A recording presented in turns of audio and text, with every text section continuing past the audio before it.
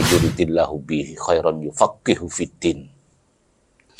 Ketika beliau itu mendoktrin kami, anak-anak itu, bagaimana kalau anak itu akan menjadi baik, berarti harus dipahamkan tentang agamanya.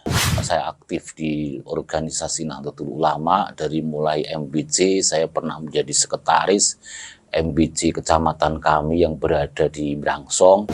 Teman-teman kita, anak-anak kita yang masih sekolah itu untuk didorong mengetahui tentang ilmu teknologi, bagaimana berupaya untuk memegang kembali, meraih kembali ilmu-ilmu yang sudah dibuka oleh orang-orang ulama-ulama dahulu, dipegang oleh kita.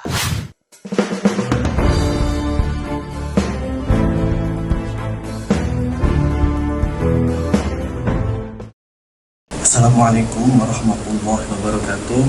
Waalaikumsalam warahmatullahi wabarakatuh. Di sini adalah podcast untuk sosok. Untuk sosok itu adalah memperkenalkan untuk biodata ataupun latar belakang panjenengan Abah. Yang pertama itu memperkenalkan biografi dan latar belakang saat ini. Ya. Terima kasih. Saya ulangi lagi, Assalamualaikum warahmatullahi wabarakatuh.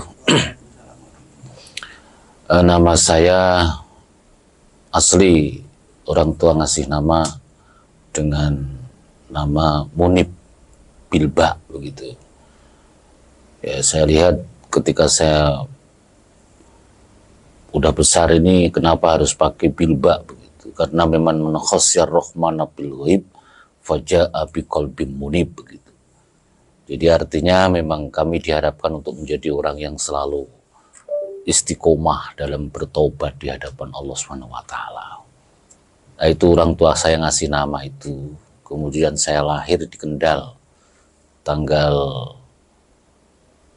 6 Desember 1968. Jadi kalau usianya sekarang ya hampir 55 kurang sedikit lah. Saya memang pondok pesantren, ansih lah, saya nggak pernah sekolahnya dulu ya di sekolah SMP terakhir lah. Karena memang rata-rata ya sekolah SMP itu sudah, kalau di tempat saya sudah merupakan anak yang pendidikan formalnya ya agak tinggi. Waktu-waktu itu memang waktu-waktu sulit. Kemudian saya disuruh untuk meneruskan di pesantren. Pertama saya pesantren di Al-Itqon Bugen Semarang, ya, Bugen Semarang Jawa Tengah itu tadi, yang dulunya diasuh oleh Kiai Haji Sodako Hasan. Kemudian selang beberapa tahun, ya sekitar 4 tahunan, saya pindah di Lirboyo. Saya di Lirboyo, ya keluaran dari Lirboyo 92, sekalipun saya mengkotek di tengah jalan, tetapi hitungannya saya itu alumni Lirboyo 92.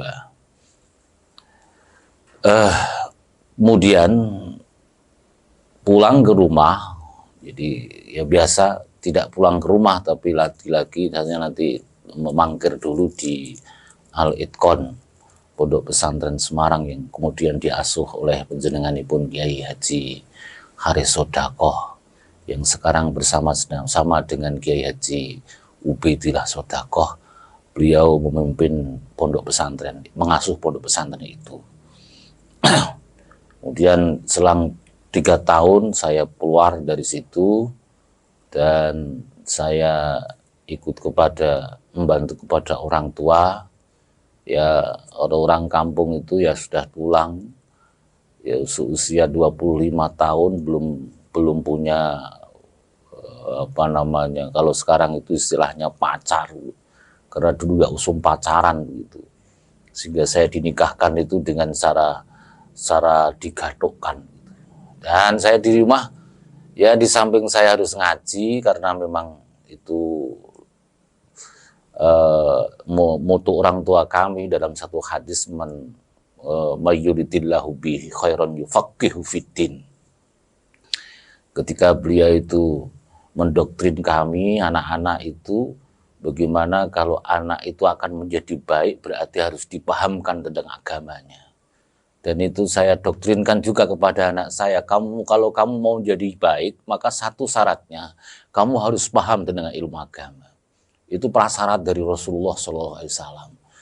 Sehingga kami di rumah juga tidak kemudian ungkang-ungkang, dulan-dulan, tapi saya aktif di organisasi Nahdlatul Ulama. Dari mulai MBC, saya pernah menjadi sekretaris MBC kecamatan kami yang berada di Brangsong. Kemudian saya pindah lagi ikut kepada istri saya kecamatan Kaliwungu, saya ikut di situ juga, saya masuk dalam MBC. Kemudian setelahnya MBC saya masuk.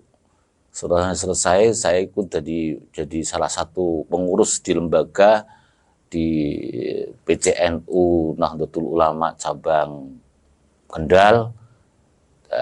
Setelahnya itu kami ditawari sama Rois Suriah untuk menjadi salah satu jajaran wakil khatib Suriah Jawa Tengah.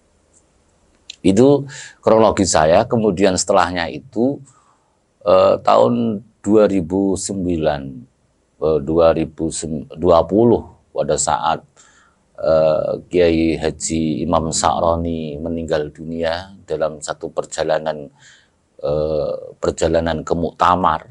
Beliau meninggal dunia di perjalanan, kemudian selang setengah tahun atau 6 bulan para masyayikh di Rois Suriah Jawa Tengah berkumpul dan saya didaulat untuk meneruskan perjuangan beliau menjadi khatib Suriah. Ini perjalanan singkat kami dalam berorganisasi. Dan saya dengan secara berat hati saya terima, karena memang ini meneruskan, berarti saya juga harus mengimbangi apa yang biasa yang dilakukan oleh khatib Suriah pada waktu itu, Kiai Haji Imam Sa'roni. Itu ceritanya saya. Kemudian umur saya sekarang sudah hampir 55, kurang berapa bulan gitu. Terima kasih itu. Selanjutnya pertanyaannya yaitu tarif sampai sekarang dan aktivitas dari kecil sampai sekarang, sampai saat ini itu apa? Ya itu tadi, karena memang kami didoktrin seorang tua untuk bagaimana bisa menyampaikan pemahaman ilmu agama. Sampai saat sekarang juga saya masih ngaji majelis taklim sama anak-anak. Waktu itu juga dari mulai kecil saya juga, jadi mulai pulang dari pondok pesantren juga saya ngajar di madrasah diniyah. Kemudian saya sempat menjadi kepala madrasah diniyah. Saya juga sempat menjadi waktu itu yang membawai madrasah diniyah seluruh kecamatan, namanya Ma'arif, di cabang namanya juga Ma'arif. Saya ikut dikecimpung di situ. Kemudian saya juga sampai saat sekarang saya masih ngaji lah, istilahnya ngaji, memberikan satu penjelasan pemahaman keilmuan agama terhadap orang-orang berhadapan masyarakat dan dengan anak-anak. Ini aktivitas saya sehari-hari, dari mulai bangun tidur saya ngaji tafsir Jalalain dengan dengan beberapa orang, dengan jamaah. Setelahnya jamaah subuh, kemudian setelahnya itu ba'da maghrib saya juga mengkaji Mau'idatul Mukminin sebagai kitab adab yang mukhtasar dari kitab Ihya Ulumuddin. Ini keseharian saya, di samping saya harus ngaji sama anak-anak begitu. Itu aja.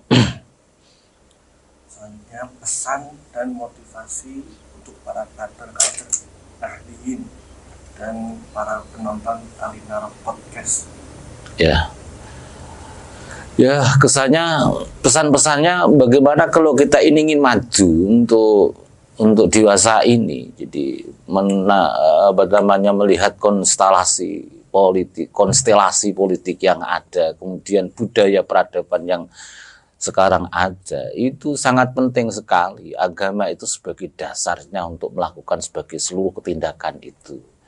Karena pada dasarnya ilmu itu akan terus berkembang. Jadi Jadi tidak akan stagnan, ilmu itu tidak stagnan, tidak berhenti. Ilmu pengetahuan itu terus akan berkembang.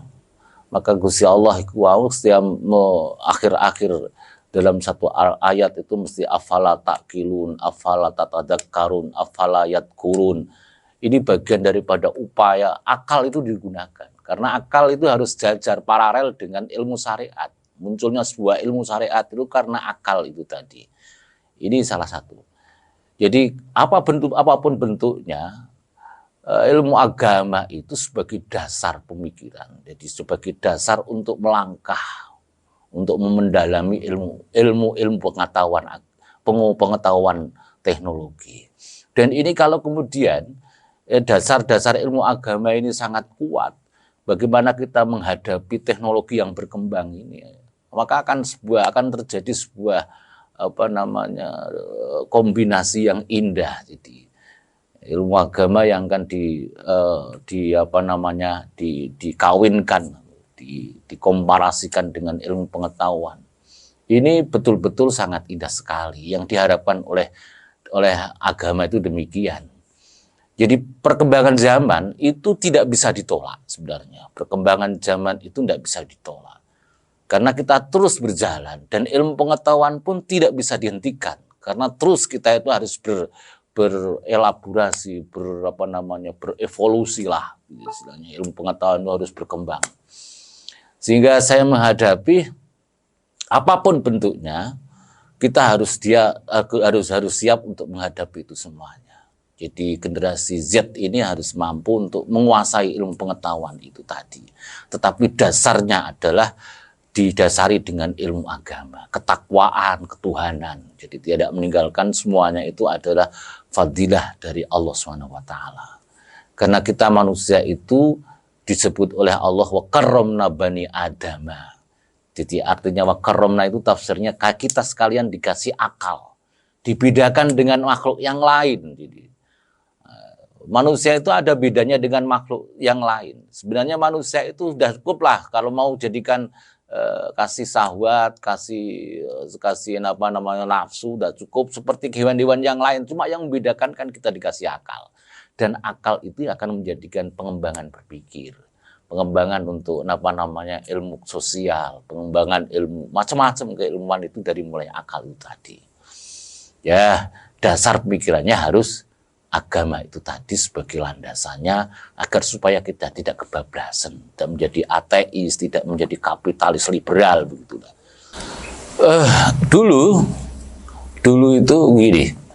Dulu itu saya masih ingat almarhum almaghfurlah Ki Haji Bukhari Masruri, salah satu mantan ketua PBNU Jawa Tengah. Saya masih ingat. Semoga saja beliau dilapangkan kuburannya lah, makamnya dimakamkan, diberi ampunan oleh Allah SWT.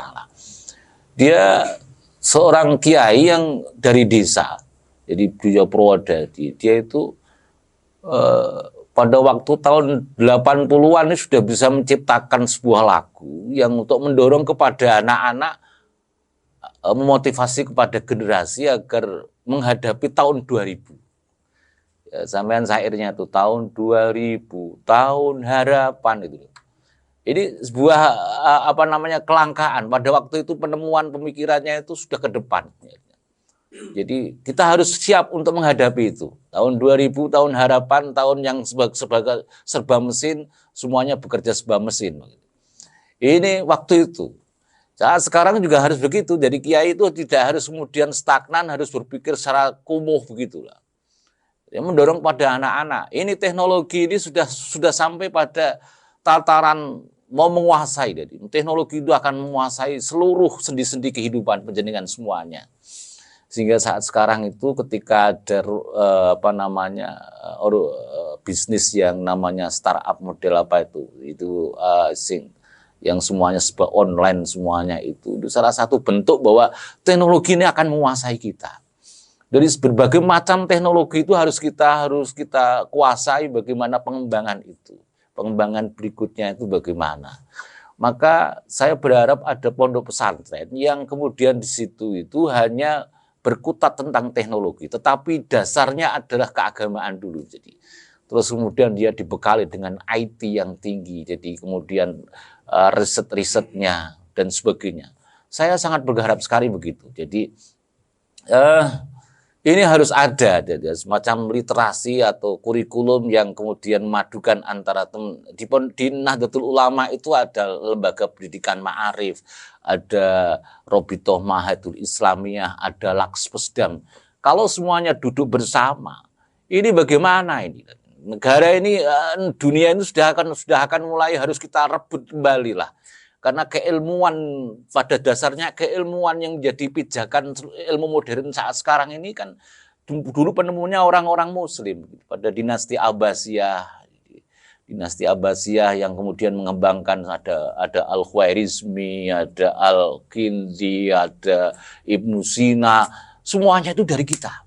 Kenapa kalau kita kemudian kita sudah dikasih pintu oleh para ulama pada saat itu, kita hanya diam saja menikmati, hanya membangga-banggakan saja. Peradaban baru itu bukan kemudian kita itu hanya membanggakan pada berselancar pada waktu itu. Kita harus bagaimana berupaya untuk meraih lagi, merebut kembali keilmuan itu. Teman-teman kita, anak-anak kita yang masih sekolah itu untuk didorong mengetahui tentang ilmu teknologi. Bagaimana berupaya untuk memegang kembali, meraih kembali ilmu-ilmu yang sudah dibuka oleh orang-orang ulama-ulama dahulu dipegang oleh kita. Jadi dari mulai ilmu kedokteran pun juga begitu. Apalagi kalau kita sudah melihat, ya Allah, ilmu kedokteran ini hampir-hampir diagnosa dokter itu kalau dianggap dalam ilmu sekarang itu sudah mulai akan akurasinya sudah akan mulai berkurang. Kurang ada ilmu yang mendiagnosis itu lewatnya teknologi. Nah, ini bagaimana ini? Jadi besok itu ada profesi dokter itu sudah akan diambil alih oleh teknologi juga. Kalau kemudian kita diam saja berpangku, tidak menguasai teknologi, ya kita akan tergilas oleh zaman. Begitu, mengajar. Jadi anak-anak kita, teman-teman kita, ya, di generasi-generasi kita tidak hanya kemudian rame-rame, kemudian sering kumpul yang tidak ada artinya. Kita harus mulai berbenah diri untuk bagaimana kita ini harus sungguh-sungguh belajar, sungguh-sungguh mengembangkan keilmuan itu tadi. Ya gitu. Untuk selanjutnya yang terakhir adalah ngajak teman-teman warga NU, teman-teman anak-anak muda sampai tua untuk selalu menonton Alinaro Podcast. Oh ya. Ya ini harus harus di branding dengan betul-betul harus di branding ini. Al-Inarah ini podcast ini bagaimana kita membranding agar supaya ditonton dengan orang-orang, dengan teman-teman kita yang punya.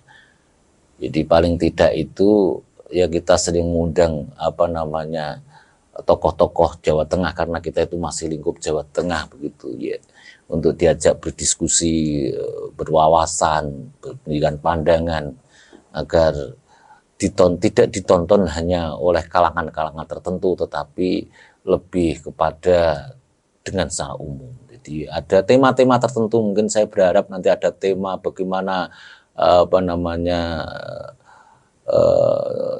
pertanian dengan teknologi gitu. Jadi kan harus mengundang orang yang ahli pertanian. Bagaimana teknologi biasa menguasai lautan dan bagaimana caranya dan sebagainya lah, kita undang jenengan. Terus kemudian tidak berhenti dengan cara mandek lah. Jadi kalau kita lakukan dengan secara kontinu terus-terusan melakukan podcast gitu mau ya, insya Allah akan bisa berjalan. Kalau cuma berhenti sekarang undang saya, nanti sampean sudah berhenti lagi, ya sampean harus undang teman-teman di pengurus PWNU juga banyak orang-orang ahli dalam ilmu macam-macam lah. Ada ilmu yang ahli di PDNU, ada dokternya, di pertanian ada ahli pertaniannya. Ini kalau mau menarik dari para bapak-bapak yang berada di NU itu, kenapa saya menyarankan begitu? Karena mudah. Artinya kalau di NU itu ya cuma apa namanya matur nuwun Pak Yai kalau masuk di sekolah gitu. Kalau kemudian tidak terlalu ribet lah. Jadi enaknya orang NU itu kan egaliter, tidak terlalu harus protokoler begitu enaknya. Jadi para kiai itu kalau diajak bicara dengan ilmu pengetahuan, diajak bicara tentang peradaban, diajak bicara tentang ke depan zaman itu wah sangat tertarik gitu ya.